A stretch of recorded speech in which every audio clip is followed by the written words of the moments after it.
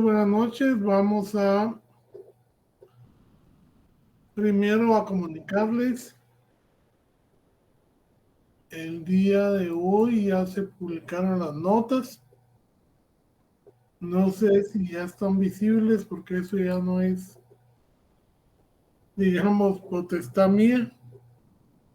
¿Alguien las ha visto? Las Sí, notas Vic, gracias. ya están ahí. Licenciado, gracias. Sí, licenciado, gracias.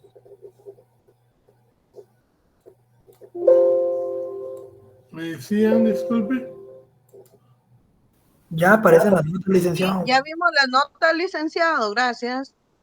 Bueno. Ya saben que de acuerdo al reglamento,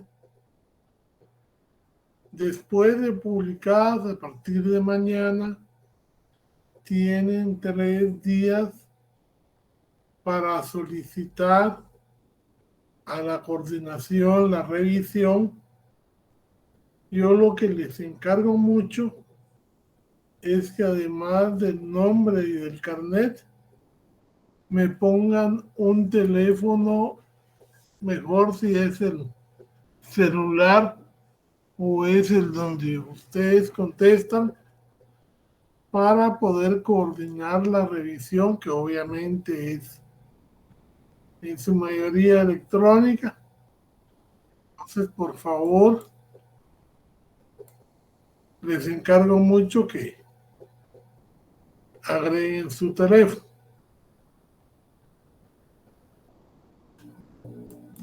Les he de decir que tenemos una participación media de 15-16. Tenemos a Magnolia Silvestre, que sacó 30 puntos. La felicitamos. Tenemos a Milton también, que le fue bastante bien, 25. A Leslie Budiel, que también tiene 25. Y así pues hay notas que realmente salieron bastante bien. Por favor, ya ustedes son 3 años que están ya en lo referente a las clases virtuales. Hay gente que no llena la prueba y la sube, sino que le toma foto y de ahí la sube. Yo les encargo mucho que ustedes miren tutoriales o videos o le pregunten a algún compañero cómo pueden hacer para que la prueba quede llena ahí en el mismo material que se les manda. Ahí tienen ustedes espacio suficiente para poderla examinar. Vamos a resolver el laboratorio.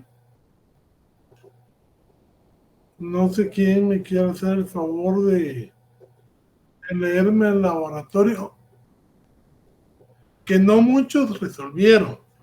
Unos pusieron el nombre, pero lo entregaron en blanco. Y la verdad es que el laboratorio se da para que ustedes dando su mente en la aplicación de casos.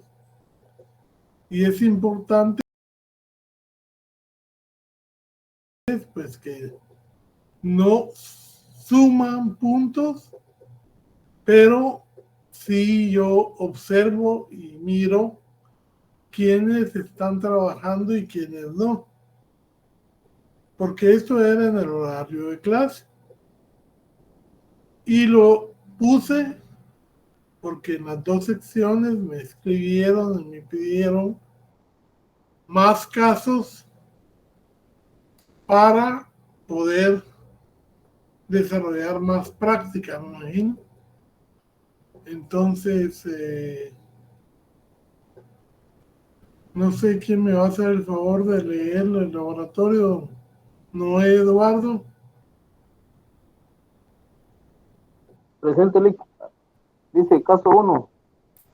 Sí. Pablo Estrada, quien funge como síndico y tesorero municipal de San José Pinula, permite que su amigo Lenin tome del dinero destinado a comprar adoquín para las obras de pavimentación de la zona 1 de esa localidad, la suma de 22,000 quetzales que pretende usar para comprar un carro y así puedan facilitar su movilización. Okay. ¿Qué delito es ese? No lo hemos visto, pero se supone que ya lo debieran de haber leído. Malversación le anoté en mi No, caso. Peculado culposo, tal vez, licenciado. tampoco. Ese lo vamos a dejar sin resolver porque vamos a ver la clase de hoy y ya después ustedes mismos me van a decir, es peculado, pero ¿qué tipo de peculado? En el caso Por sustracción, licenciado. por sustracción, muy bien. Por Pero y en sustracción. el caso de Lenin,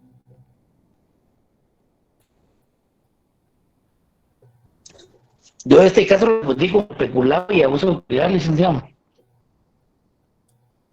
no, porque si hay el abuso de autoridad, es cuando no hay otro delito en que haya incurrido y esté tipificado. O sea, el abuso de autoridad es el llamado delito residual, que cuando no se le puede poner cualquiera de todos los que están ahí, que son para funcionarios, y abusa causando daño o causando perjuicio, se le pone abuso de autoridad. Normalmente es peculado por sustracción, en el caso de Pablo. Pero y en el caso de Lenin, que no es funcionario público. Malversación. No. Malversación tiene que ser Tráfico de influencias, funcionario Lic. público. Sí. Lenin, ¿qué cometió? Tráfico de influencias no sería, Lic. No. Encubrimiento propio, Lic. Fíjate, pues, si somos dos y yo le permito al otro que tome dinero, yo cometo peculado. Pero el otro, que no es funcionario público, lo que comete es hurto. Ahí me lo pusieron ya en el chat. Porque estamos hablando de una persona que necesita un cargo, una condición especial, que es el del peculado, y otra persona que colabora con ella, pero que no es funcionario público. Entonces ahí hay dos delitos: hurto y peculado por sustracción. Pero ese se los, digamos, para que empezaran a pensar en los delitos que ya estamos viendo y que ya debieran haber leído. ¿Quiénes son responsables? Pues Pablo y Lenin. Lenin. Sí, Pablo y Lenin se resuelve con el Código Penal, porque son delitos que están dentro del Código Penal, artículos 35 y 36, y es literal 1 en ambos casos. ¿Qué otra pregunta venía? No hay. Ahorita me gusta. Yo me quedo con la duda, Lick, porque como eso que usted dice, peculado por sustracción, dice que es que sustrajere o consintiere que otro sustraiga. Ese es el verbo, ¿sí? Por eso, quien lo hiciere personalmente o quien consiente que otro lo haga. ¿Qué hizo él con Lenin? Él vino y permitió que el otro sustrajera los 22,000 quetzales. Sí, yo me enfoqué en la malversación porque como él le dio un uso diferente al... ¿Cuál Pero es sería la que diferencia entre ellos los dos? por eso le digo yo que esperemos a ver los delitos. A la clase, La, vaya, está bien. la malversación se da según la ley del presupuesto. Yo para cada actividad que hago en el Estado tengo un renglón. O sea, si yo para el pago de honorarios de 0.29 lo destino a comprar alimentos, aunque de hecho eso pudiéramos decir se están gastando en la misma municipalidad, eso es malversación, porque estoy usando el dinero de un reloj para el otro. ¿Ya? Ya. Sí, ya comprendido. Gracias. En cambio, cuando el peculado, ¿yo para qué saqué los 22,000 quetzales? Sí, para uso personal. Exactamente. Y entonces no es lo mismo.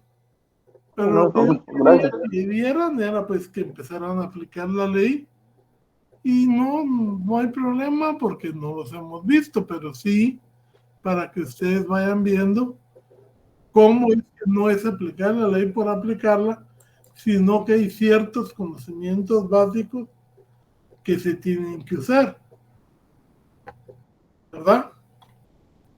Aquí también otro elemento básico del peculado es que la persona que sustrae el dinero tiene que estar a cargo de ese dinero. ¿Ya? Leo la segunda pregunta. ¿Sí? Dice, ¿quién o quiénes son penalmente responsables y cuál es su grado de participación? Ahí los dos son autores, según el Código Penal.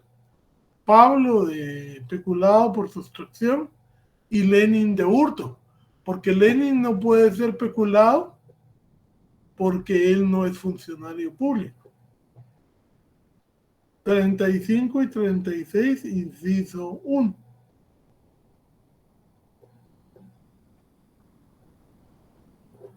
Alguien me estaba poniendo ahí el 246.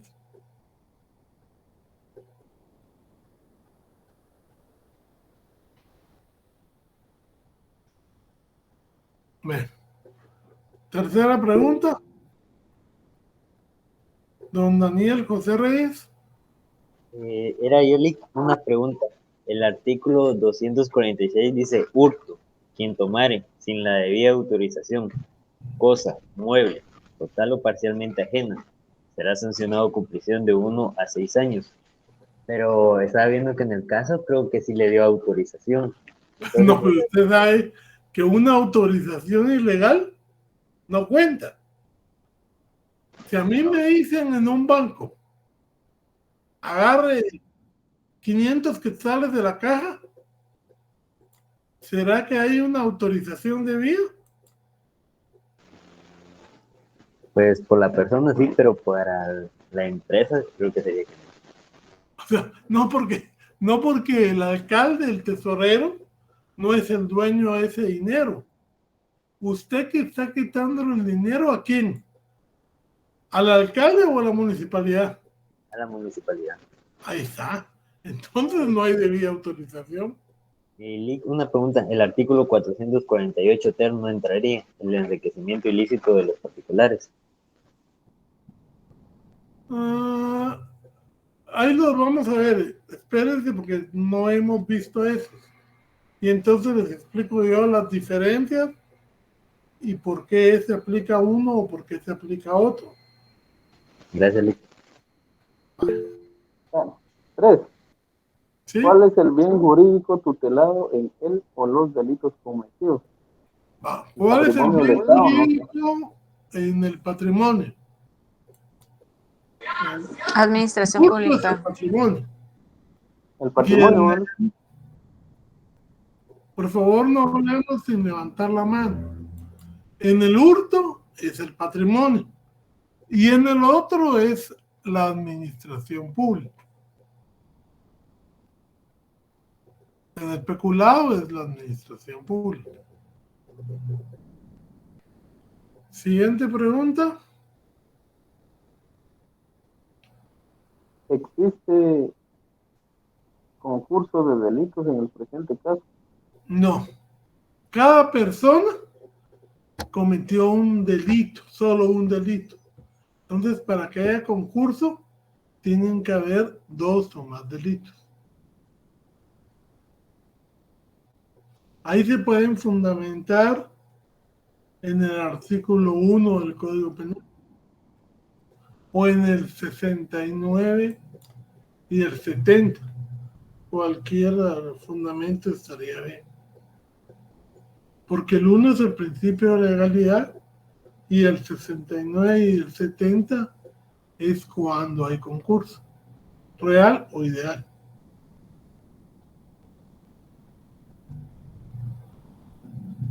Siguiente. Karen Mack. Disculpe, Lick, tengo un poco de problema con mi internet. No alcancé a escuchar el primer artículo que mencionó antes del 69 y el 70. El 1, Gracias, Lick. principio de legalidad. La siguiente, don Noé. ¿Cuál sería la pena máxima que se le podría imponer a él o los responsables? Okay. ¿Cuál es la pena máxima en el peculado? Léame ahí su artículo, por favor. Peculado por sustracción. 10 años. 10 años. Ok. Y para el hurto, ¿cuánto es la pena? Busquémoslo ahí.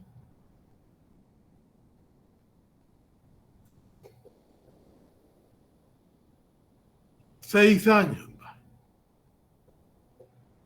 Entonces ahí estarían las penas máximas. Siguiente caso.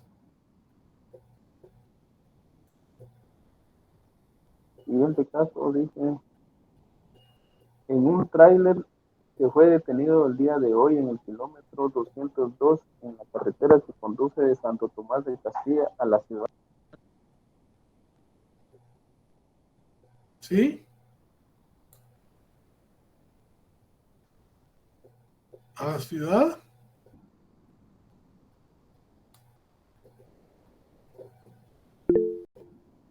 Lo voy a continuar yo porque creo que el compañero se desconectó. Ah, bueno. Entonces sería en un tráiler que fue detenido el día de hoy en el kilómetro 202 en la carretera que conduce de Santo Tomás de Castilla a la ciudad de Guatemala.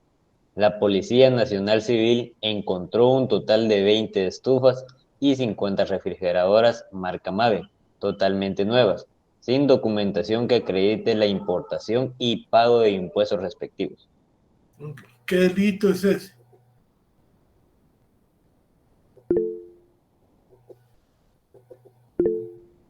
Ese es el delito de contrabando y se fundamenta en el artículo 5, literal B. En este caso yo puse el artículo 5 de la ley de infracción aduanera, pero no lo tipifica como usted lo indica, Lick. ¿Por qué no? ¿Cuál puso usted?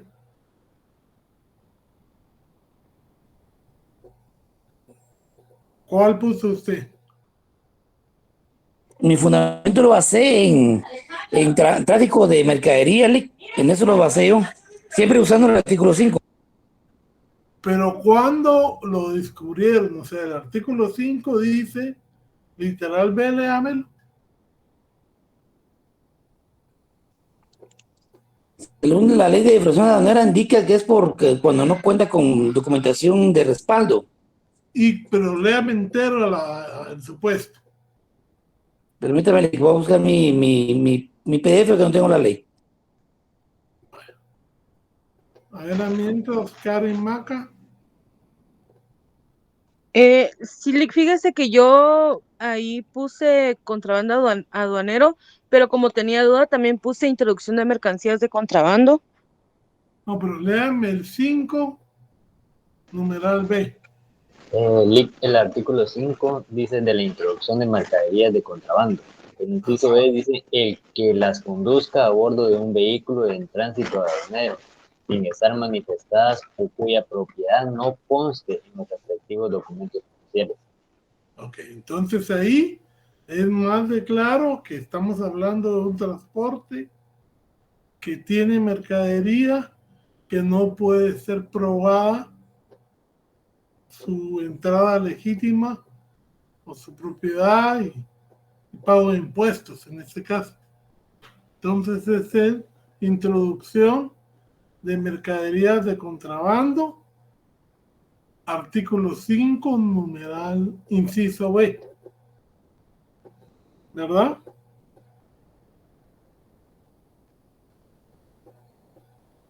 Licenciado, disculpe, pero ¿qué podría explicarme lo que quiere decir en tránsito aduanero sin estar manifestado? O sea, cuando van de una frontera a otro lugar, que generalmente ahí es donde ponen los retenes. Todas las situaciones que van de un puesto fronterizo a otro lugar, eso quiere decir en tránsito.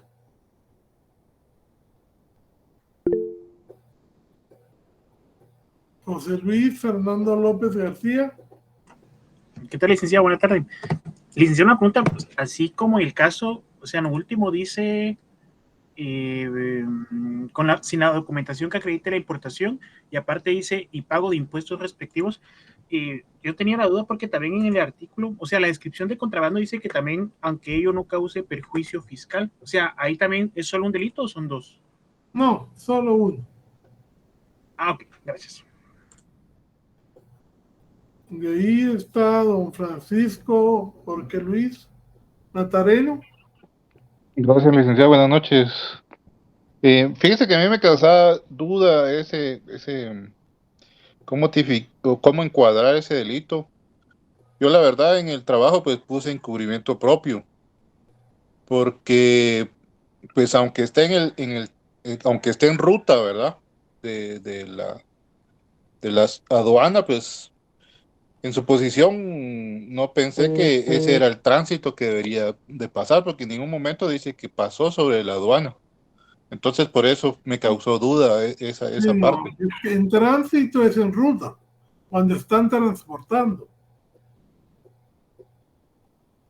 O sea, la ruta puede ser desde, o sea, que está en el camino de la aduana, Sí, desde ahí sí. ya se supone que podría ser ya introducción de mercadería. Inclusive digamos que no sea en una ruta principal.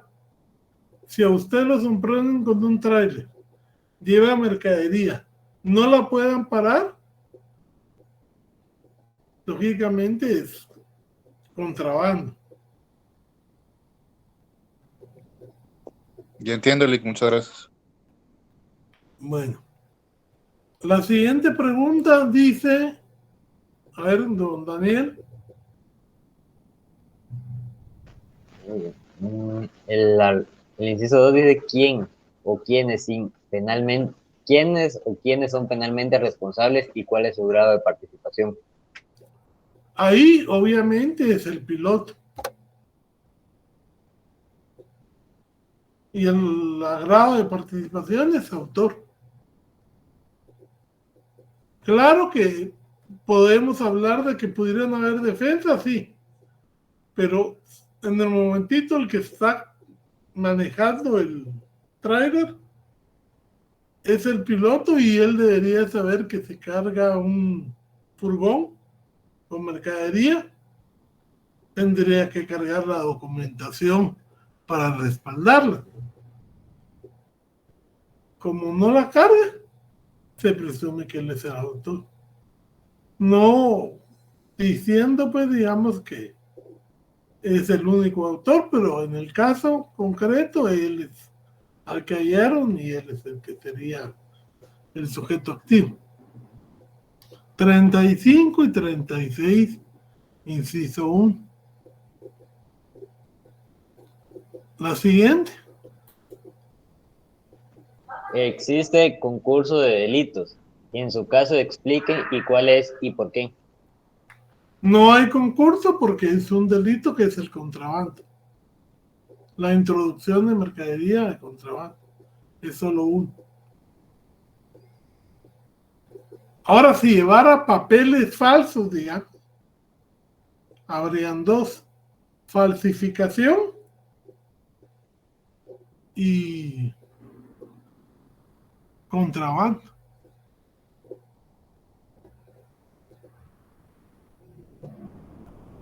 ¿Cuál es el núcleo del tipo objetivo? ¿Cuál es el núcleo del tipo objetivo? El núcleo es el verbo, ¿verdad? ¿Qué hizo él? ¿Cuál fue su conducta ilícita? Introducción clandestina al país. Introducción o ingreso. Jeffrey Soto. Sí, Lick, yo puse, es la acción de introducir mercaderías sin sus manifiestos. Sí, está bien. Pero cuando hablamos del verbo, es solo el verbo, pero si pone un cachito de mano. A ver, Karen Maca.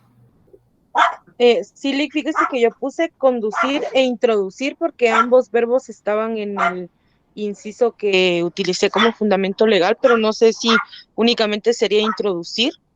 Pues la verdad es que es introducir, pero conducir e introducir no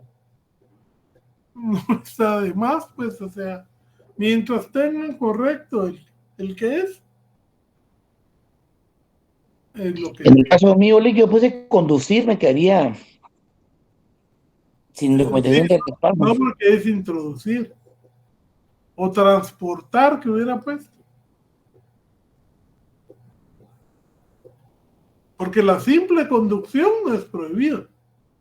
Lo prohibido es la introducción de mercadería en el contrabando. Y el segundo verbo, digamos, ahí es a través del transporte. Es más, si llevar un ayudante, ambos son sujetos activos, aunque el otro no esté conduciendo. ¿Ya? Porque los dos están introduciendo mercadería de contrabando. Y el último es la pena máxima. No, perdón, ¿cuánto tiempo prescribe la responsabilidad penal? ¿En cuánto tiempo prescribe la responsabilidad penal? Y nos vamos a la pregunta. ¿Cuál es la pena máxima?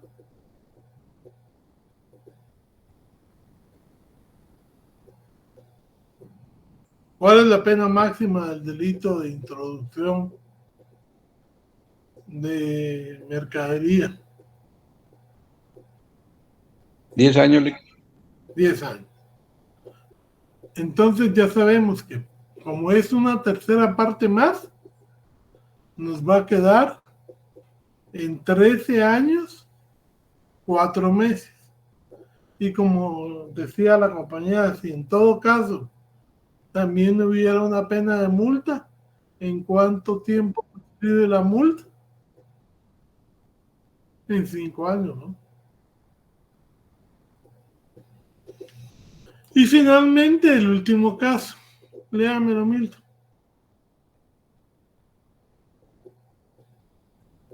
Con mucho gusto, Lick.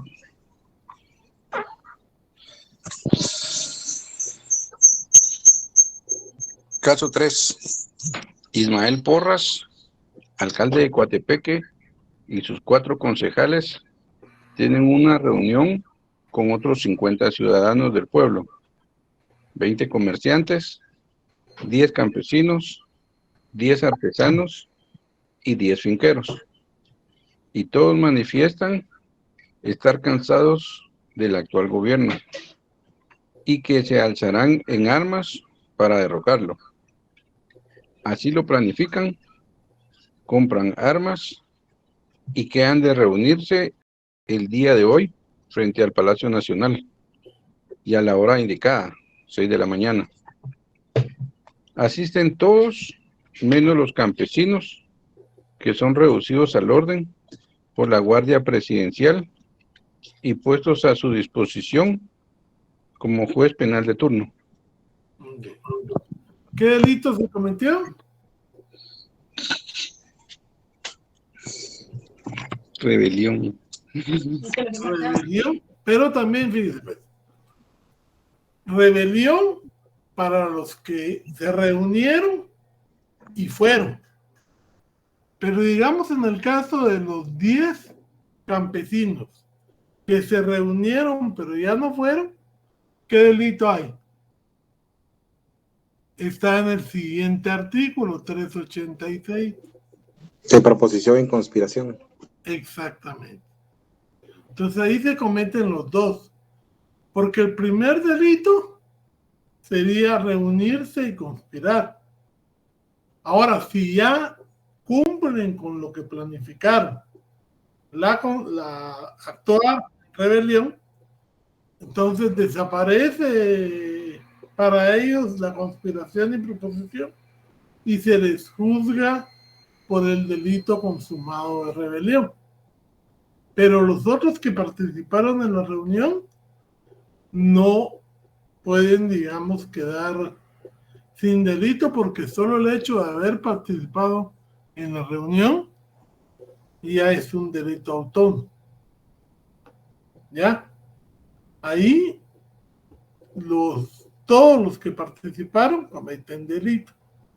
Solo que los que no fueron, nada más se quedan en conspiración y proposición y la pena es bastante más leve que los que sí llegaron y participaron. En esos delitos, digamos, para cuando se da la segunda pregunta, a los autores, a los que convocan, a los instigadores, se les va a poner una pena. Y a todos los ejecutores se les pone también una pena distinta. Digamos, a Ismael y los 4 concejales se les va a poner una pena. Y a los 40 ejecutores, que son los que llegaron, pues se les va a poner una pena menor. Dígame, don Noé. ¿Y la agrupación ilegal de gente armada aplica ahí? ¿Ah? ¿Agrupación ilegal de gente armada aplica? No, no porque ese es un delito, digamos, que está más relacionado con la constancia. Aquí el delito era para la rebelión, y entonces no aplicaría ese. Porque el fin de la reunión era derrocar al gobierno, que lógicamente 50 personas no van a derrocar a un gobierno, pero no se aplica ese otro. La pena que dice el mismo artículo 385.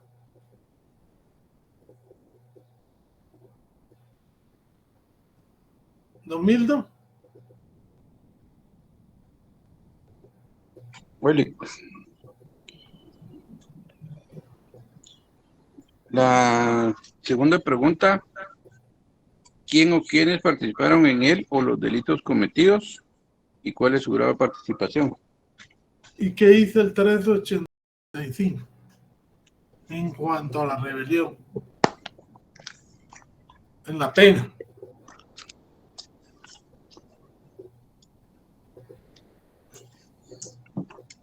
Los promotores, dirigentes o cabecillas del delito de rebelión serán sancionados con Serían prisión. Ismael y los 4 concejales. Ellos eran los que promovieron el encuentro. ¿Cuánto se les pondrá? 10 años 10 años. y los multa de 5,000 quetzales. 4 años. ¿Cuánto? 4 años. 4 años. Okay. Y en el siguiente artículo, los que conspiran, ¿cuál es la pena? 2 años. 2 años. O sea, para que vean ustedes que si hay una diferencia entre cometer el delito completo y nada más llevarlo a la conspiración o proposición. Siguiente pregunta.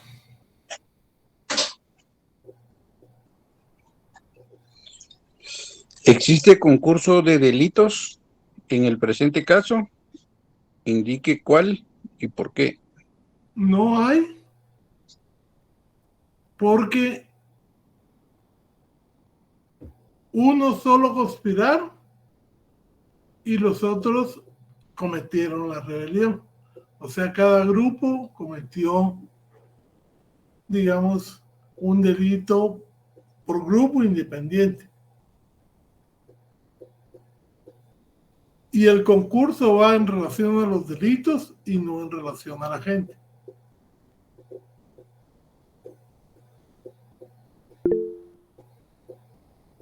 Don José Luis.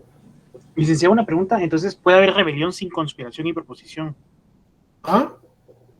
¿Puede? ¿Puede haber rebelión sin que haya conspiración y proposición, entonces? No, lo que pasa es que, mira, en el iter criminis hay un camino del delito que empieza desde que se exterioriza la idea criminal. Si yo vengo y le propongo a usted que derroquemos el gobierno, ahí estamos cometiendo un delito bien claro que es la rebelión y la conspiración de rebelión. Ahora, si además de solo planificarlo, lo llevamos a cabo, o sea, nos juntamos en un puesto como ellos lo hicieron, con armas y todo, obviamente va a haber la rebelión consumada. O sea, para este tipo de delito y para muchos más que vamos a ver con la ley contra la delincuencia organizada, que ya vieron, hay que tener mucho cuidado con esas leyes porque ahorita el robo de energía o de señal o de gas ya lo incluyeron en la ley contra la delincuencia organizada y ya le subieron la pena. Eso tiene dedicatoria para Codeca, tiene dedicatoria para ciertos grupos que han estado haciendo esa práctica porque no cubren todas las regiones las empresas de luz o los costos son muy altos. Y entonces ahorita reformaron y metieron un delito común que tenía una sanción, siento yo, bastante razonable, como ley de delincuencia organizada, tergiversando, digamos, lo que es el concepto de delincuencia organizada, los fines, de suerte que no los pusieron como terroristas, porque eso sería el colmo, ¿no? Tipo sí, el estilo Salvador. Pero eso es una cápsula aparte.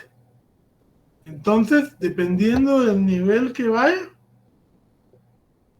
de la etapa a la que llegue, puede haber, normalmente según el código, si yo planeo asesinar a alguien, según el Código Penal, como no hay conspiración ni proposición para asesinar, y yo no me meto en nada más, no hago nada, no cometería delitos, estaría impune. Pero con la ley contra la delincuencia organizada, el asesinato sí es susceptible de conspiración. Y entonces, y con la misma pena que si lo hubiera cometido. Ahí van a ver eso cuando veamos esa ley, todas las transgresiones que tiene para el ciudadano. Es una ley eminentemente represiva. Y ahorita ya están sacando las uñas y están tipificando conductas que no son de delincuencia organizada y las están metiendo a delincuencia organizada. Don Edilberto Santana. Buenas tardes, licenciado, o buenas noches, como sea. Esto tiene que ver con el último caso. Usted mencionaba que en la parte decía de que en el último caso mencionaba que los campesinos no fueron, pero fueron a la reunión. Pero eso no podría encuadrar como desistimiento, porque una cosa es que... Es que mire, pues, yo entiendo su punto de vista, pero el solo hecho de reunirse a huir, cuando lo que se está platicando es una rebelión, ya usted comete el delito. ¿Ya? Entiendo. Y entonces ya está consumado solo con que usted vaya. Aparte es que usted pueda demostrar que ni siquiera sabía para qué era la reunión. Pero si fue a la reunión, empezaron a decirle para qué era y usted se quedó ahí, la conspiración está consumada. Porque si yo, digamos, ustedes hacen una reunión, entonces alguien empieza, mire, mejor matemos al profesor de penal porque nos fue a regular en el parcial. Si ustedes se quedan ahí y empiezan a aportar ideas, ¿ya? Entonces ahí están participando en una conspiración de asesinato. ¿Sí?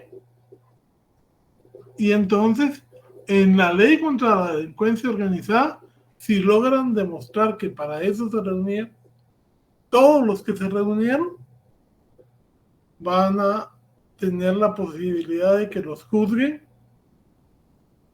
por conspiración para asesinato. Y con la misma pena que si me hubieran matado. Lo cual es totalmente absurdo porque conspirar no es realizar la acción. Pero ya lo veremos, como les digo, cuando veamos la ley de delincuencia organizada.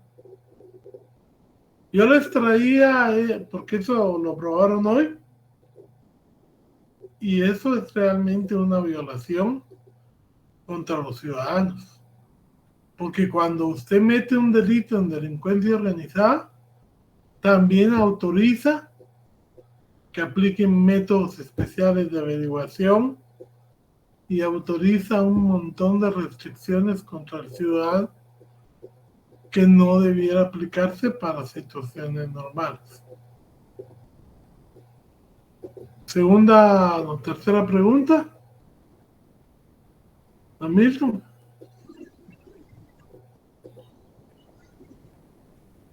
La tercera pregunta es... Esa es la última ley de si existe concurso de delitos en el presente caso. Sí, pues entonces, porque es cada grupo. Bueno, entonces,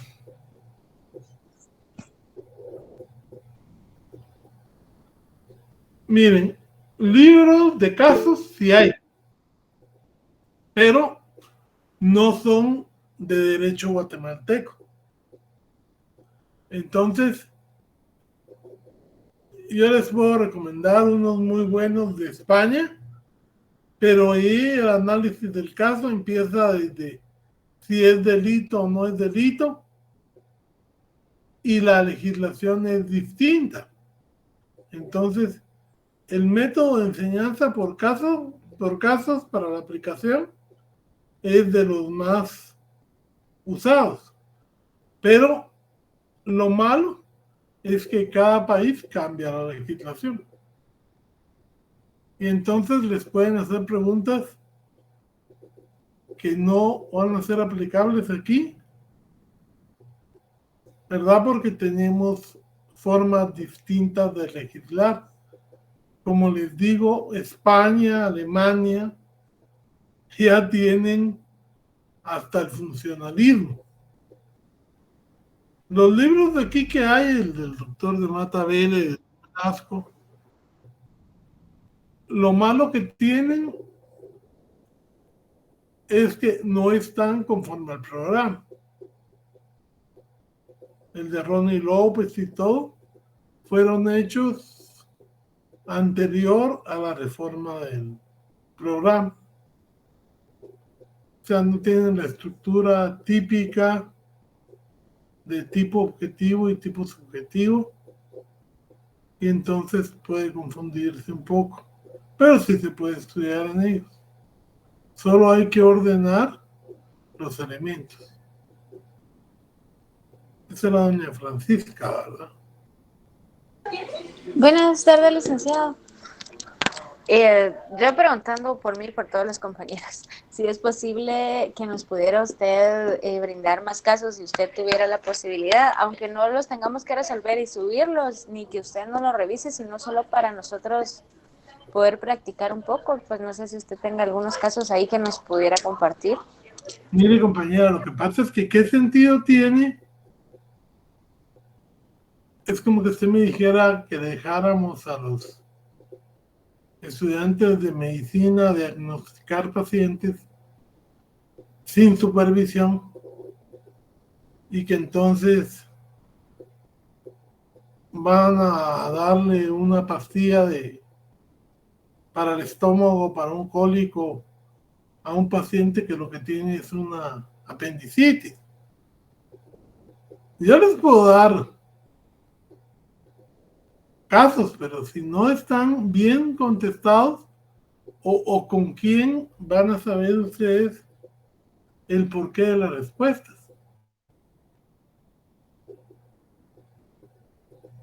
Sí, tiene razón, Vic. O sea, la idea es que discutamos los casos para poder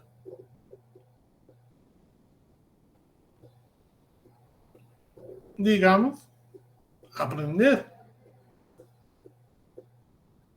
¿Ya? Bueno, ahora vamos a continuar con el programa. Vamos a ver.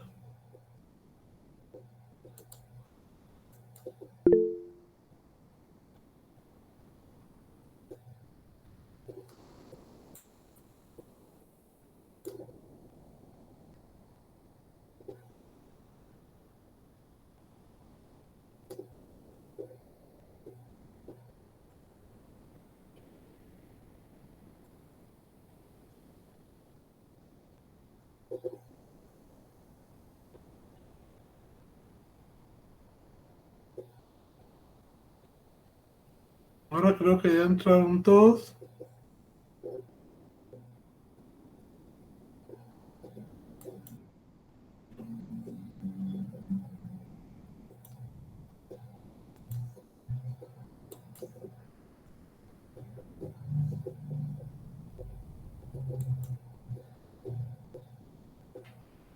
Ok. Ahí tenemos la presentación que les preparé para el día de hoy.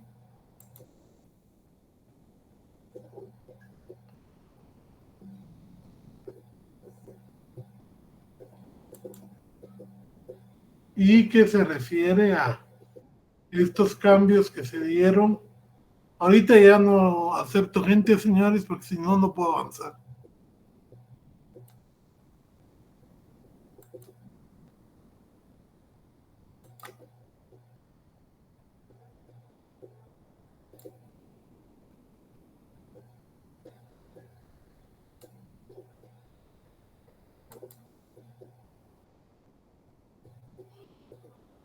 Disculpen, pero ya son las 6:30 ya.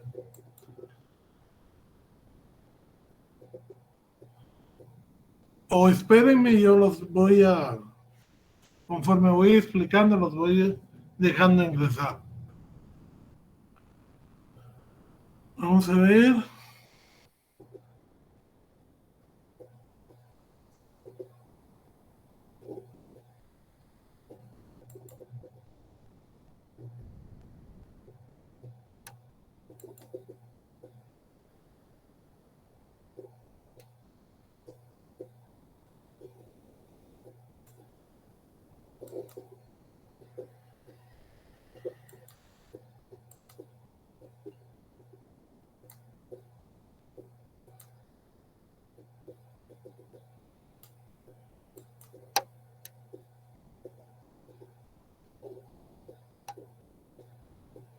Mira la presentación. Sí, Lick. Ok. Entonces, por cierto, don Byron, leamos aquí el abuso de autoridad.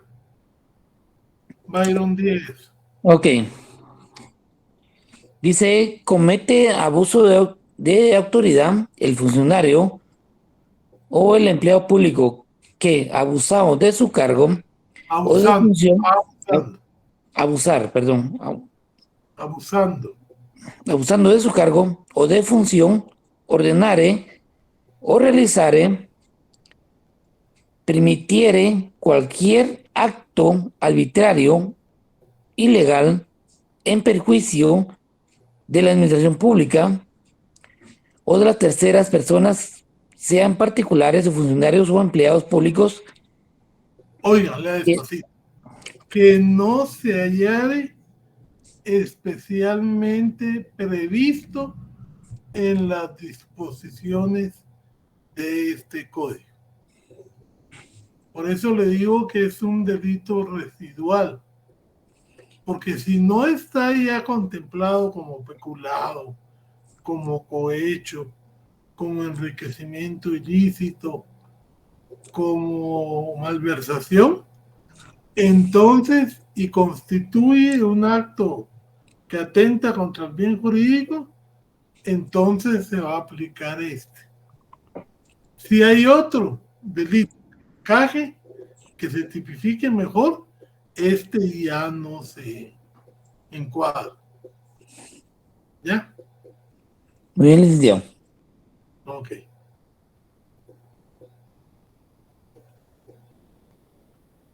El siguiente, incumplimiento de deberes. Por favor, don Byron. Comete delito de incumplimiento de deberes el funcionario o empleado público que contiere o rehusare o retardare realizar algún acto. Omitir, rehusar o retardar. Omitir, ajá. Sí. Un acto propio de su función o cargo, y el responsable de este delito será sancionado con pena de prisión de 3 a 6 años y inhabilitación especial.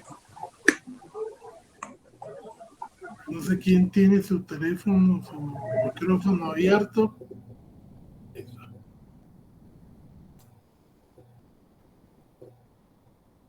Gracias. O sea, aquí es que la persona que está encargada de una función pública omite, rehúse cumplir con ella. Por ejemplo, si usted llega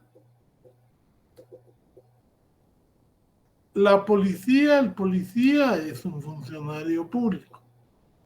Y usted le dice, mire, va la patrulla y los para y le dice, miren, me acaban de asaltar, ahí van corriendo. ¿Cuál tendría que ser la reacción de ellos? Ir inmediatamente y perseguir al supuesto ladrón. Inclusive decirle, súbase y vamos por él. Si la policía, ustedes oyen que están disparando enfrente de su casa, ustedes llaman a la policía, ¿qué es lo que la policía debiera hacer?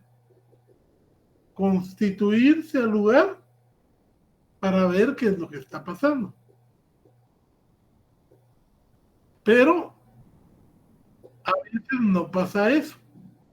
Y entonces el delito que se está cometiendo es incumplimiento de deber.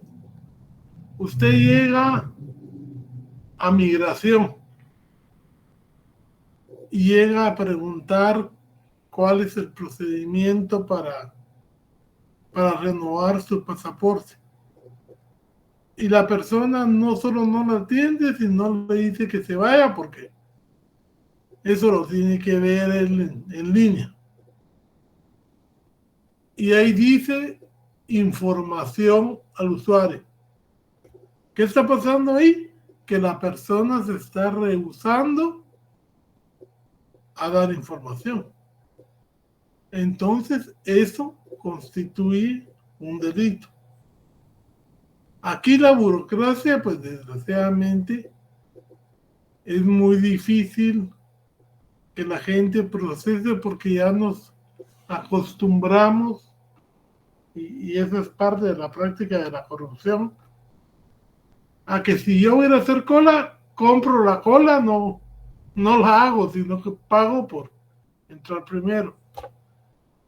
Si yo quiero que se me agilice un trámite, busco un tramitador que me va a cobrar más caro porque cobra hasta lo que le tiene que pagar al empleado, pero esa es parte de la corrupción.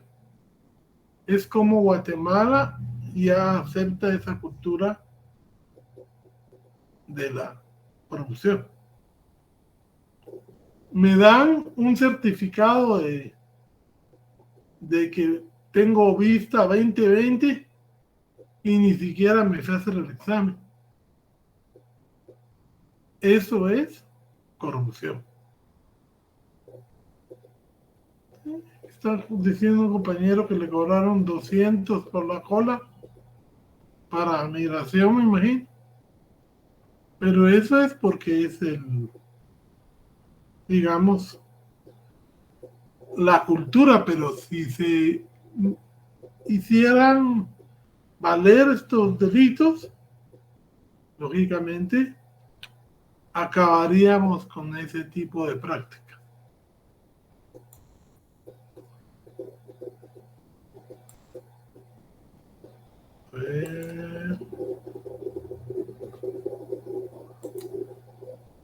El siguiente, por favor, don Byron.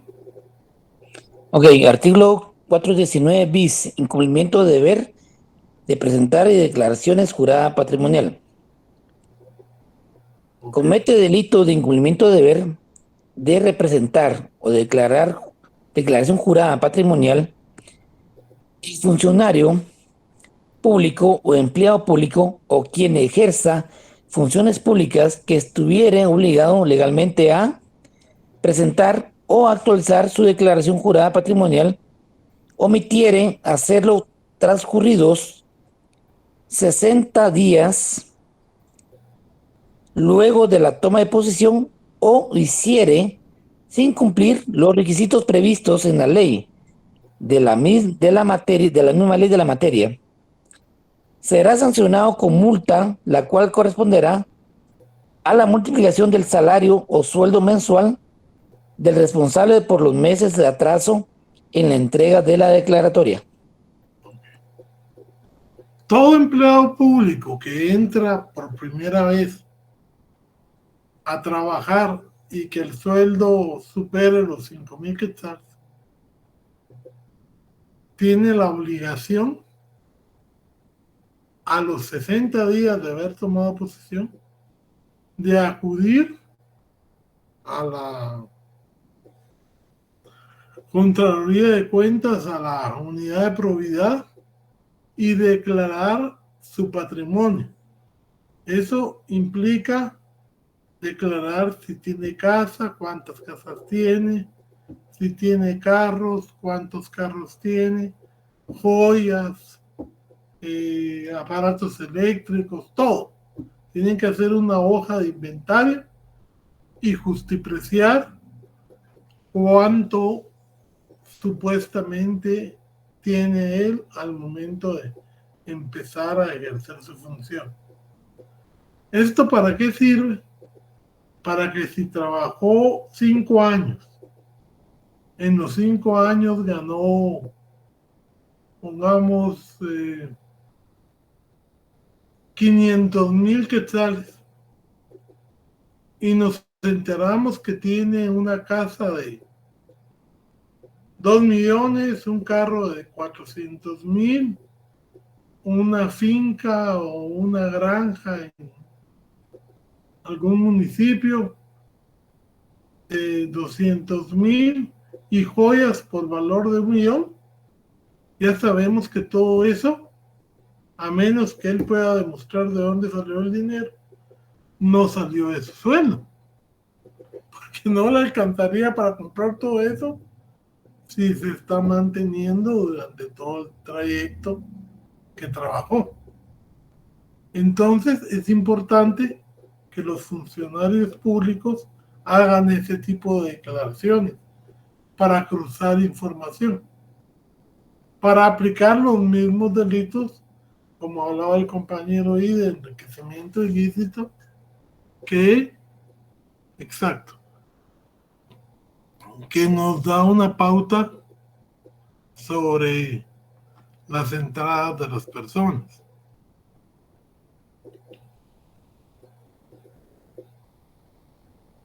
Aparte, fíjense pues, en el artículo anterior es que se omita prestar la declaración dentro del plazo o que no se cumplan los requisitos.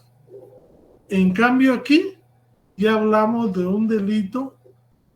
Leámoslo por favor, don Byron. Claro, sería artículo 419, fidelidad de la creación jurada patrimonial. Comete delito de fidelidad en declaración jurada patrimonial el funcionario público o empleado público o quien ejerciera funciones públicas que durante el ejercicio de su cargo incurriera en falsedad a realizar declaraciones juradas de bienes ante la Contraloría General de Cuentas. La acción penal de este delito es independiente de los procesos por cuentas establecidas en la legislación de ordinaria vigente. El responsable de este delito será sancionado con prisión de 2 a 6 años de multa de 25,000 quetzales o 200,000 quetzales y inhabilitación especial. Bueno, les hago una pregunta. ¿Por qué dice funcionario o empleado público? Funcionario público, empleado público o quien ejerza funciones públicas. ¿Sí, don Byron? En este caso, licenciado, serían 3 personajes. Porque el funcionario público, obviamente, estamos hablando de un ministro, un diputado o alguien que tenga un cargo alto dentro del Estado. El empleado público sea aquel que maneje fondos públicos, que conlleve esta responsabilidad. Y el otro sería aquel encargado o nombrado de manera temporal en cierto cargo, licenciado. No. A ver, doña Francisca. Buenas, Lic. Bueno, yo entiendo que puede ser pues cualquiera de los 3 organismos, o ya sea un alcalde o cualquier otra persona que tenga otro empleado público, cualquier plaza que sea pública.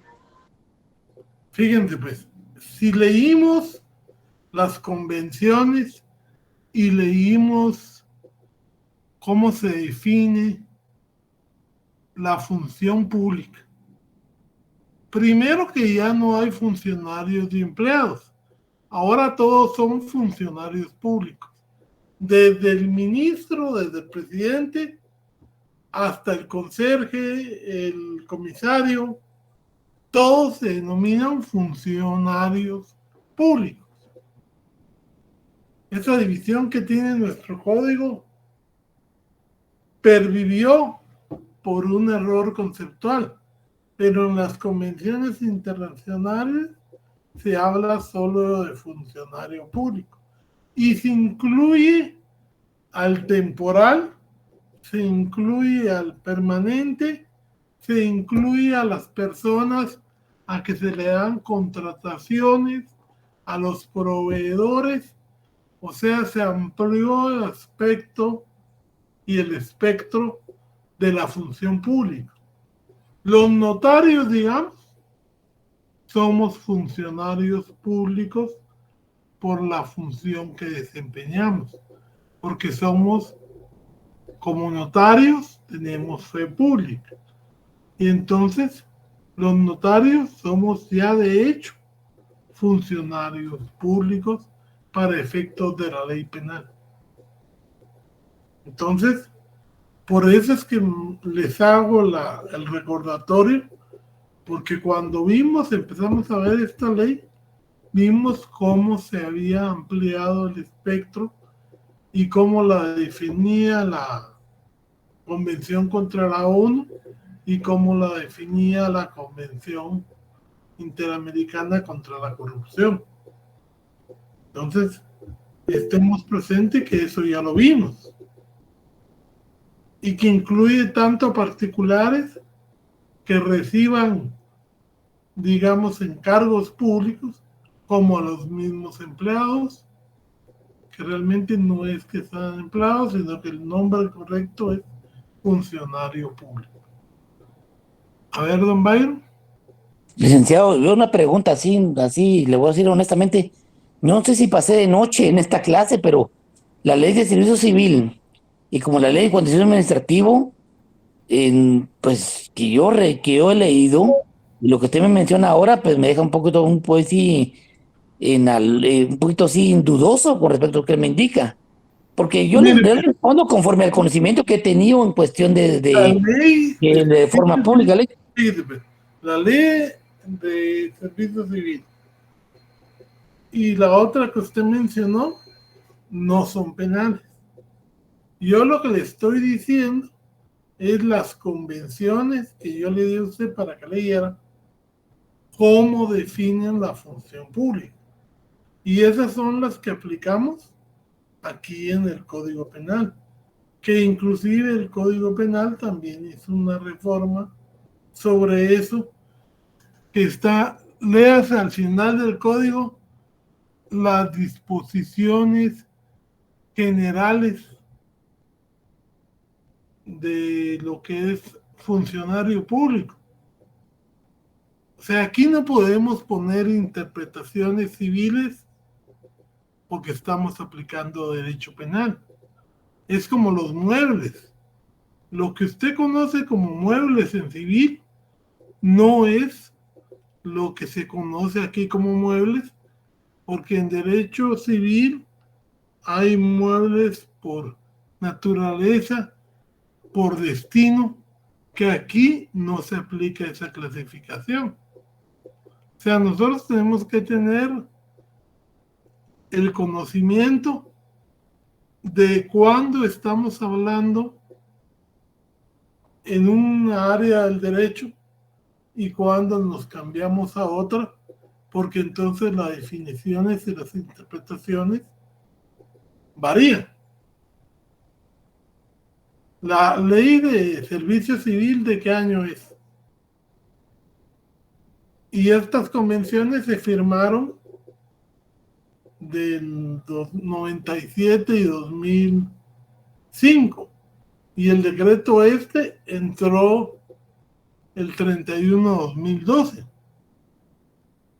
Entonces ustedes tienen que tener la capacidad de aplicar los términos por vocabulario jurídico, por interpretación jurídica, de conformidad con el área en que están hablando. ¿Sí? Perfecto, Lick. Yo creo que ahí en esa parte creo que me queda claro que obviamente pues han habido nuevas actualizaciones y como usted bien indica que conllevan a esta reforma, pues yo creo que es muy importante, Lick, y le agradezco su apoyo porque la verdad que en este caso yo andaba un poquito, corta que me menciona, me fui un poquito de la luna porque no entendía prácticamente lo que usted indicaba, pero luego de su explicación creo que me debo actualizar más, le agradezco hoy. Sí, yo les he dado los elementos.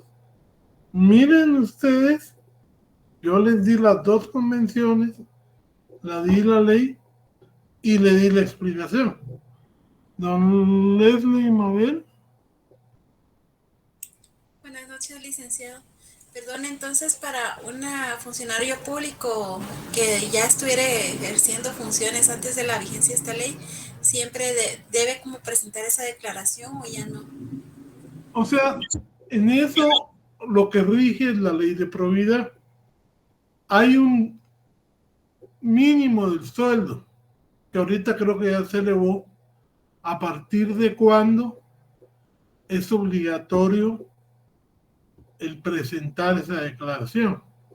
Digamos, cuando yo me acuerdo que hace 3 años como que subió el límite y entonces los oficiales que no presentaban declaración patrimonial las tuvieron que ir a presentar, porque la ley de probidad empezó a, digamos, a ajustar los límites.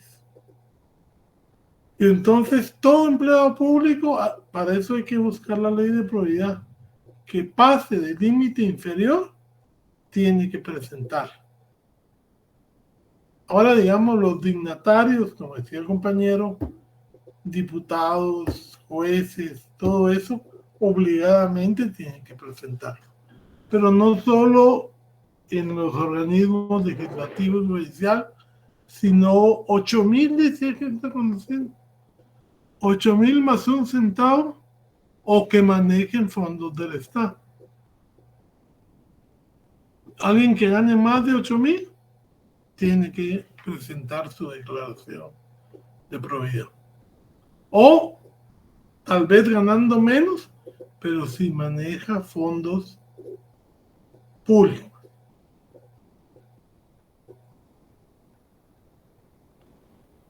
La actualización es cada año. O sea, la declaración se presenta la primera vez. Si no ha cambiado nada, no compró nada, no tiene nada más, pues puede pasar. Pero digamos, si usted, la actualización, digamos, yo compré un carro, ese año que yo compré el carro, tengo que presentarla antes de que finalice que adquirí un vehículo. Si lo compré a plazos, hago también la aclaración, porque ese carro va a ser mío hasta que lo termine de pagar. Lo mismo si compro una casa. Tengo que actualizar que adquirí una casa, pero que la estoy pagando por préstamo bancario o algo así. Porque también, fíjese que si usted compró una casa para 20 años plazo y de repente al siguiente año ya usted la pagó totalmente, pues al fisco le va a llamar la atención cómo hizo, pues, porque tiene que demostrar de dónde salió ese dinero lícito, porque si no, también puede cometerse el delito si es funcionario de enriquecimiento ilícito y si es particular de lavado de dinero. ¿Verdad? Bueno.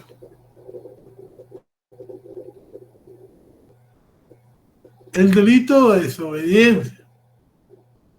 Por favor, Mabel Duarte, léame ese delito. Con gusto, licenciado. Dice, comete delito de desobediencia el funcionario o empleado público que se negare a dar el debido cumplimiento a sentencias, resoluciones u órdenes de autoridad superior dictadas dentro de los límites de su respectiva competencia y revestida de las formalidades legales. El responsable de este delito será sancionado con pena de prisión de 1 a 3 años, multa de 5,000 a 20,000 quetzales e inhabilitación especial. Si ustedes miran aquí,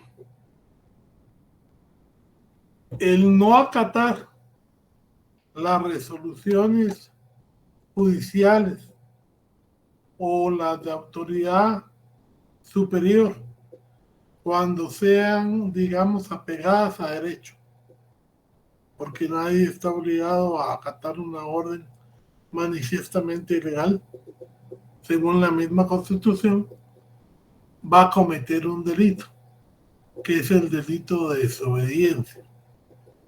El delito de desacato ya fue declarado inconstitucional.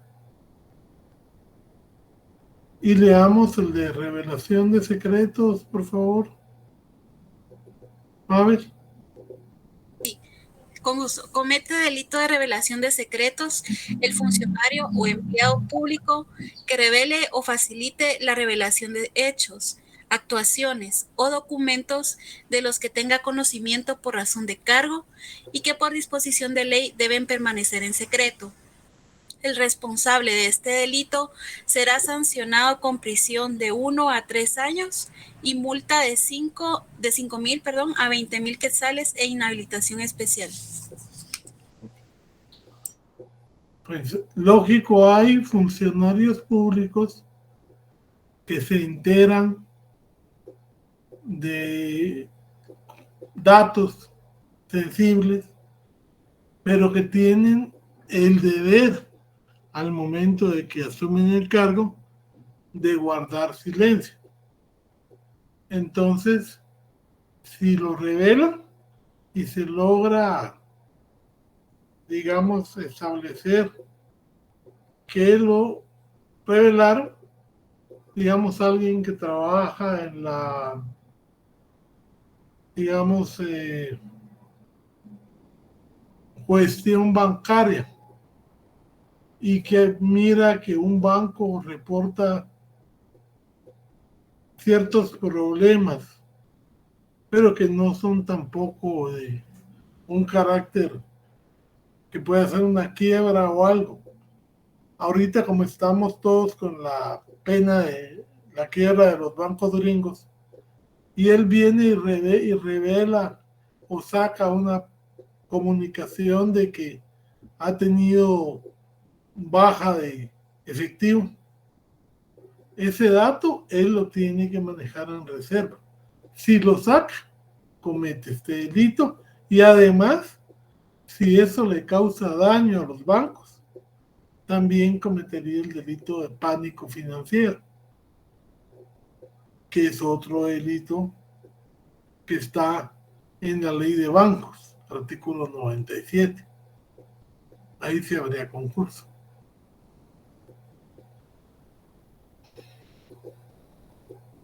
Bueno, ya los que siguen son 2 artículos sencillos que les encargo que se lean ustedes porque ya me agarró el tiempo y tengo que dejarlos para su siguiente clase. Cualquier duda me la preguntan en la siguiente clase sobre estos 2, 432 y 433, y tienen que leer para la clase del martes lo que es el delito de cohecho, todos los cohechos, los delitos de peculado, malversación y enriquecimiento ilícito. Esos son los que vamos a ver para la próxima clase.